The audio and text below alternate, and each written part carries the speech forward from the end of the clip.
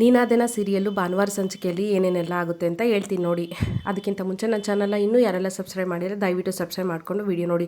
ಇಂದಿನ ಸಂಚಿಕೆಯಲ್ಲಿ ಅಂತೂ ಇಂತೂ ಶೆಟ್ಟಿ ನಮ್ಮ ದಾಮೋದರ ವಿಕ್ರಮ್ಗೆ ಡೀಲ್ನ ಕೊಡೋದು ಬಿಟ್ಟು ಬೇರೆ ಯಾರ ಹುಡುಗರಿಗೆ ಡೀಲ್ನ ಕೊಡೋಕ್ಕೆ ಸ್ಟಾರ್ಟ್ ಮಾಡ್ತಾನೆ. ಇದರಿಂದ ಸಖತ್ ಕೋಪ ಬರುತ್ತೆ ನಮ್ಮ ವೀರಂಗೆ ಮತ್ತು ನಮ್ಮ ದಾಮೋದರಂಗೆ. ವಿಕ್ರಮ್ ಅಂದ್ಕೊಂಡು ಮನೆ ಒಳಗೆ ಬರ್ತಾನೆ. ವಿಕ್ರಮ್ ಅಲ್ಲಿ ಅವರ ವೇದನ್ ಜೊತೆ ಮಾತಾಡ್ತಾ ನಿಂತಿರ್ತಾನೆ. ಅವಾಗ ಏನು ಪಾಪ ಅಂತ ಹೋಗ್ತಾನೆ. ಸಮಾಧಾನ ಆಯ್ತೇನಪ್ಪ ನಿನಗೆ, ಇವಾಗಾದರೂ ಸಮಾಧಾನ ಆಯಿತಾ, ಏನು ಪಾಪ ಅಂತೇಳಿ ಕೇಳಿದ್ದಕ್ಕೆ, ನಿನ್ನಿಂದ ನಮ್ಮೆಲ್ಲ ಡೀಲ್ನು ಶೆಟ್ಟಿ ಬೇರೆಯವ್ರಿಗೆ ಕೊಡ್ತಾ ಇದ್ದಾನೆ, ಇನ್ನು ಮುಂದೆ ನಮಗೂ ನಿಮಗೂ ಯಾವುದೇ ಸಂಬಂಧ ಇಲ್ಲ ಅಂತ ಹೇಳ್ತಾ ಇದ್ದಾನೆ, ಇಲ್ಲಿಗೆ ನಮ್ಮ ಸಾಮ್ರಾಜ್ಯ ಮುಕ್ತಾಯ ಆಯಿತು ಅಂತೇಳಿ ಅಂತಾನೆ. ನಾನೇನು ಮಾಡಿದೆ ಪಾಪ, ಇದು ನನ್ನ ಮೇಲೆ ಯಾಕೆ ಕಿರ್ಚಾಡ್ತಿದ್ದೀರಾ ಅಂತ ವಿಕ್ರಮ್ ಕೇಳ್ತಾನೆ. ಅದಕ್ಕೆ ದಾಮೋದರ ಇದ್ದನು, ನೀನೇನೂ ಮಾತಾಡಬೇಡ, ಈ ಫಸ್ಟ್ ಗಂಟು ಮೂಟೆ ಕಟ್ಕೊಂಡು ನೀನು ತಾಳಿ ಕಟ್ಟಿದೆಯಲ್ಲ ಅವಳನ್ನು ಕರ್ಕೊಂಡು ದಯವಿಟ್ಟು ನನ್ನ ಮನೆಯಿಂದ ಹೊರಟ್ಬಿಡು ಅಂತ ಮನೆಯಿಂದ ಆಚೆ ಹಾಕ್ತಾನೆ.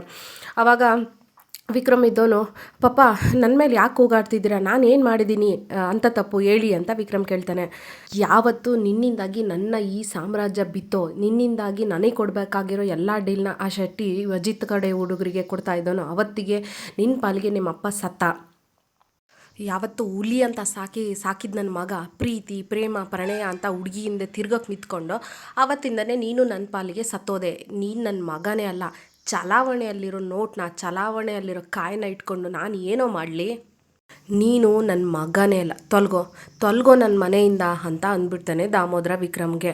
ನಮ್ಮ ವೇದಂಗೆ, ಶಕುಂತಲನ್ಗೆ, ವೀರಂಗೆ ಕೂಡ ಶಾಕ್ ಆಗುತ್ತೆ ಈ ಮಾತಿಂದ.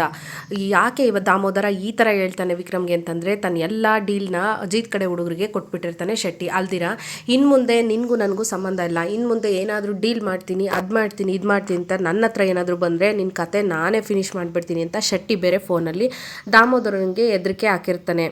ಇದರಿಂದ ದಾಮೋದರಂಗೆ ತುಂಬ ಸಿಟ್ಟು ಬಂದಿರುತ್ತೆ. ಹಾಗಾಗಿ ವಿಕ್ರಮ್ನ ನನ್ನ ಮಗನೇ ಅಲ್ಲ ಅಂತೇಳಿ ಹೇಳ್ತಾನೆ.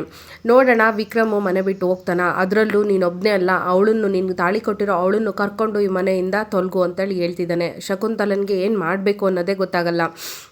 ಈ ಕಡೆ ವೀರ ಅವನು ಮನೆ ಬಿಟ್ಟು ಹೋದ ಅಂತಂದರೆ ಇಡೀ ಸಾಮ್ರಾಜ್ಯಕ್ಕೆ ನಾನೇ ಒಡೆಯ ಆಗ್ತೀನಲ್ಲ, ಆ ಡೀಲೆಲ್ಲ ನನಗೆ ಕೊಡಪ್ಪ, ನೀನು ಅವನನ್ನೇ ಅಷ್ಟೇ ನಂಬೋದು, ನನ್ನನ್ನು ಯಾಕೆ ನಂಬಲ್ಲ, ನನಗೂ ಹುಡುಗರು ತುಂಬ ಜನ ಇದ್ದಾರೆ, ಡೀಲ್ನ ನಾನು ಹೆಂಗೆ ಮಾಡ್ತೀನಿ ನೋಡು ಅಂತ ಎಷ್ಟು ರಿಕ್ವೆಸ್ಟ್ ಮಾಡ್ತಾ ಇರ್ತಾನೆ.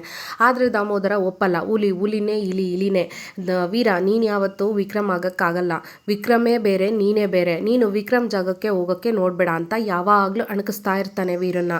ಈಗ ತನ್ನ ಅಪ್ಪನೇ ವಿಕ್ರಮನ್ನ ಮತ್ತು ವೇದನ್ನ ಇಬ್ಬರೂ ಮನೆಯಿಂದ ಆಚೆ ಹಾಕ್ದ, ಡೀಲು ಯಾವುದು ಕೊಡಲ್ಲ ಅಂತ ಅಂದಮೇಲೆ ಇನ್ನು ನೆಕ್ಸ್ಟ್ ಬರೋ ಡೀಲು, ಇನ್ನು ಆ ಸಾಮ್ರಾಜ್ಯಕ್ಕೆ ಒಡೆಯ ಎಲ್ಲ ನಾನೇ ಅಲ್ವಾ ಅಂತ ಆಗಲೇ ತಲೆ ಓಡಿಸ್ತಾ ಇರ್ತಾನೆ ನಮ್ಮ ವೀರ. ನೋಡೋಣ ಇವರಿಬ್ಬರು ಮನೆ ಬಿಟ್ಟು ಹೋಗ್ತಾರಾ ಅಥವಾ ಹೋಗೋದನ್ನು ಯಾರಾದರೂ ತಡೀತಾರಾ ಅಂತ ಹೇಳ್ಬಿಟ್ಟು ಮುಂದಿನ ಸಂಚಿಕೆಯಲ್ಲಿ ಇನ್ನೊಂದು ಸಂಚಿಕೆಯಲ್ಲಿ ಮತ್ತೆ ಸಿಗ್ತೀನಿ. Thank you so much and bye. ದಯವಿಟ್ಟು ನನ್ನ ಚಾನಲ್ನ ಸಬ್ಸ್ಕ್ರೈಬ್ ಮಾಡ್ಕೊಂಡು ವಿಡಿಯೋ ನೋಡಿ.